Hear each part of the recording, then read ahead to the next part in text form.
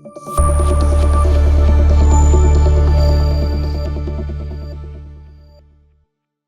تعالیٰ نے ارشاد فرمایا کہ جس دن اللہ اپنی پنڈلی کو ظاہر کریں گے، جو اللہ ہی جانتا ہے ان چیزوں میں متشابہات میں ہے، اس کی کیفیات ہمیں معلوم نہیں ہے، ان میں بحث کرنا بھی ناجائز ہے۔ اللہ اپنی تجلی ظاہر کریں گے تو اس میں اتنی اٹریکشن ہوگی، اس میں لوگ ایسے مبہوت ہو جائیں گے کہ سجدے میں گر جائیں گے۔ اس وقت سجدہ کرنے میں مزہ آئے گا، لذت محسوس ہوگی۔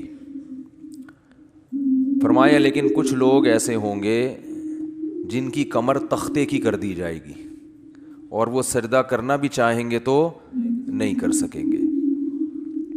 یہ کون لوگ ہوں گے؟ فرمایا یہ وہ لوگ ہوں گے جن کو دنیا میں سجدے کے لیے، نماز کے لیے بلایا جاتا تھا، وہم سالمون، اس وقت ان کی کمر صحیح تھی، تختے کی نہیں تھی، یہ کمر جھکا سکتے تھے، سجدہ کر سکتے تھے، نماز پڑھ سکتے تھے۔ اس سے اندازہ ہوتا ہے کہ اللہ کی نظر میں دنیا میں جب ہمیں سجدے کے لیے بلایا جاتا ہے تو ہم اس کو ہلکا لیتے ہیں، لیکن اللہ کی نظر میں اس کی بہت بڑی قیمت ہے، بہت ویلیو ہے اللہ کی نظر میں اس کی۔ اس لیے خوب اچھی طرح سمجھ لیں کہ نماز کو ہلکا نہیں سمجھنا چاہیے۔ آج ہمیں بے نمازیوں کے بارے میں افسوس نہیں ہوتا، وہ تو پڑھتے ہی نہیں ہیں۔ نمازیوں کے بارے میں افسوس ہوتا ہے کہ جو نمازی بھی ہیں نا، تو وہ بھی اپنی نماز کی ایسے حفاظت نہیں کرتے جیسے اللہ نے حکم دیا ہے۔ انہوں نے بھی ایک سائیڈ میں ایک چیز رکھا ہوا ہے کہ جب سارے کاموں سے فارغ ہو گئے تو چلو کیا پڑھ لیتے ہیں، نماز پڑھ لیتے ہیں۔ یہ جو قرآن میں اللہ نے فرمایا یوم وہم کیا ہے، یوم یکشف عن ساق ویدعون الی السجود فلا یستطیعون خاشعۃ ابصارهم ترہقہم، نہیں، یہ آیت میں یوم یکشف عن ساق ویدعون الی السجود فلا یستطیعون، آگے کیا ہے، خاشعۃ ابصارهم ترہقہم ذلہ وقد كانوا يدعون الى السجود وهم سالمون۔ فرمایا دنیا میں انہیں سجدے کے لیے بلایا جاتا تھا، تو یہ کب بلایا جاتا ہے؟ اذان۔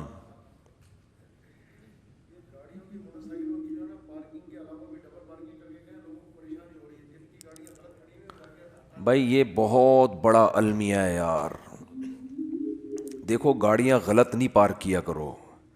میں دیکھتا ہوں یہاں مدرسے کے گیٹ کے آگے کئی بار لوگوں نے گاڑیاں کھڑی کی ہیں۔ اتنی تو انسان میں سینس ہوتی ہے کہ جب گیٹ کھلے گا مدرسے کا تو اندر سے جو گاڑی باہر کیسے نکالے گا؟ یعنی یہ تو نبی صلی اللہ علیہ وسلم نے فرمایا کہ ایمان کا آخری درجہ یہ ہے، یہ حدیث خوب غور سے سنیں، ایمان کا آخری درجہ یہ ہے کہ راستے سے تکلیف دہ چیز کو ہٹایا جائے۔ کوئی بھی چیز جو لوگوں کو تکلیف پہنچا رہی ہے اس کو کیا کرو، ہٹا دو۔ گٹر کا ڈھکن کھلا ہوا ہے، کوئی گر سکتا ہے، آپ اس کے انتظام کریں۔ کانٹا پڑا ہوا ہے اس کو ہٹائیں، پتھر رکھا ہوا ہے اس کو ہٹائیں، کوئی بھی چیز جو لوگوں کو اذیت دے سکتی ہے۔ ہاں ابھی بتا رہا ہوں، ابھی بتا رہا ہوں، جائیں گے نا، بات کمپلیٹ ہونے دینا، ورنہ پھر وہ دوبارہ کریں گے یہ حرکت، تو اس لیے کمپلیٹ کر لو پھر جائیں۔ تو راستے میں تکلیف دہ چیز جو نہیں ہٹاتا نا، اس کو نبی نے ایمان سے خارج کیا ہے۔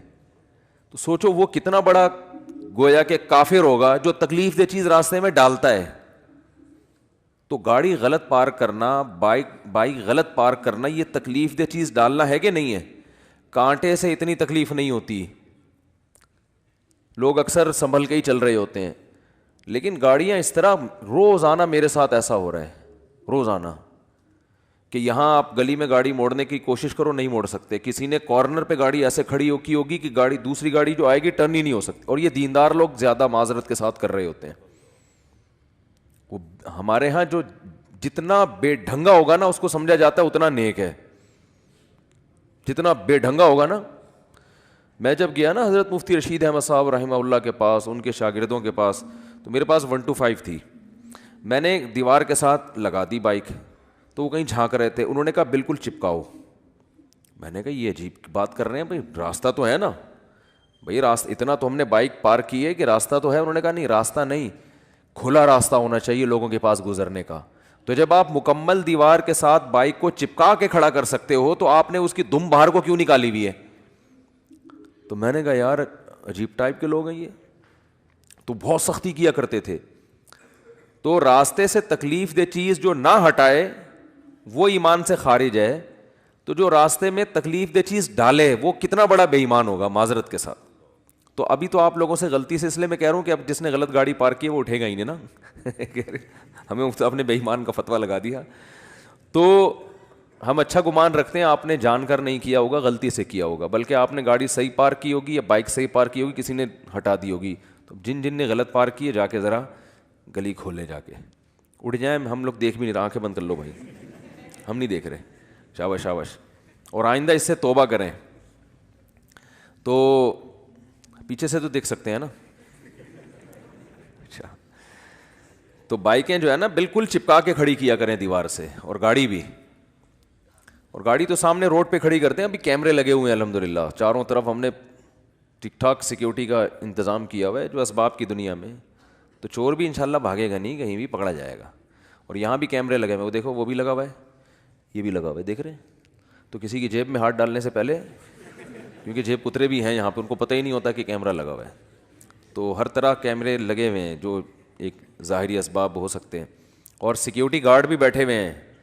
کچھ سیکیورٹی گارڈ تو آپ کو وردی میں جو نظر آ رہے ہیں نا، اسلحہ کھلا لے کے گھوم رہے ہیں، کچھ یہیں بھی بیٹھے ہوئے ہوتے ہیں، سمجھ رہے ہو. تو آپ میں سے کسی کو نہیں پتہ ہے کہ ادھر کس کی پینٹ میں کیا رکھا ہوا ہے اور کس کی شلوار میں کیا رکھا ہوا ہے.